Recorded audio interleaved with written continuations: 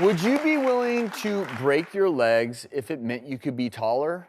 For some, the answer is yes. Check it out. Being short is a common frustration for many, but for a long time there weren't many realistic solutions. Limb lengthening procedures have been around for years, but were extremely invasive and mainly reserved for those with disabilities or even uneven limbs.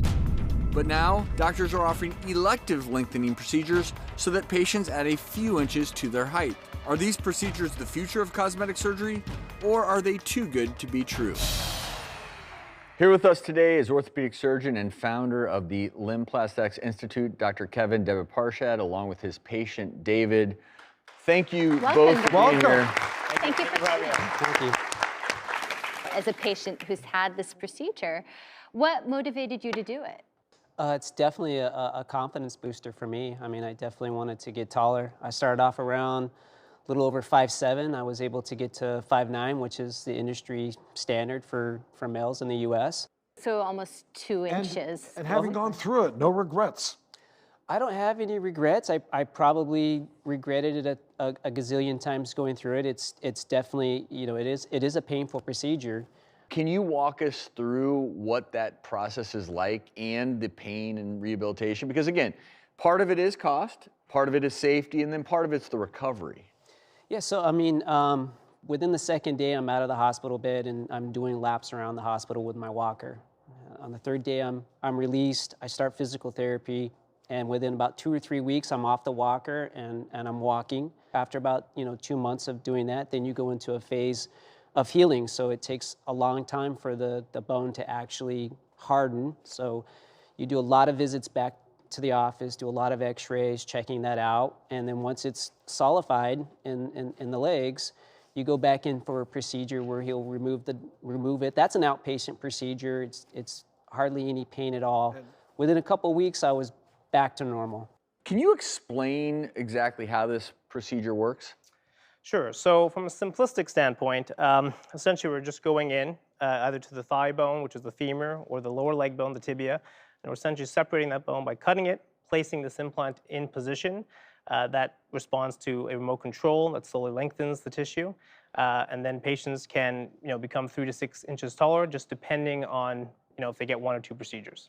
Pretty minimally invasive. It's guided by x-ray, so we do the entire surgery via x-ray.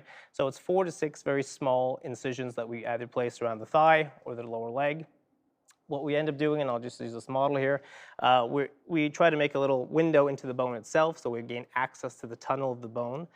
Then what we do is we actually place the device actually into the actual tunnel. Okay. Prior to that, we are separating the bone through a small incision. We then lock it or transfix it with the screws at the top and the bottom of the actual implant. Then that nail actually responds to an external remote control that the patients get, and they can lengthen approximately about 1 millimeter a day. So it takes about 25 days or so to get 1 inch. Generally, patients are up walking the same day of surgery with the therapist, or they'll start walking the next day. It takes a couple of weeks to return back to your general activities, and probably a couple of months before you sort of realize your final length. And then if someone successfully goes through this, are their bones strong? Like, how does this impact their ability to, say, participate in sports and their usual gait?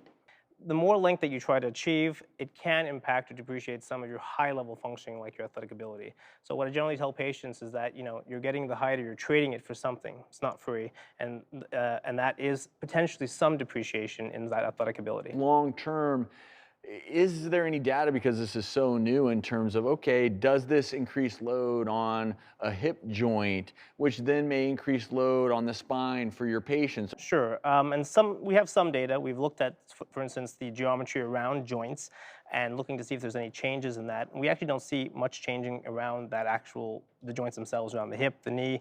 So we do have a lot of information and data and see that there doesn't look to be any sort of long-term complications, and we have data from that, from children, from trauma patients, so that data does exist. Now, though, with newer technology, newer surgical ability, we're allowing patients to look at this as an elective procedure to actually be taller.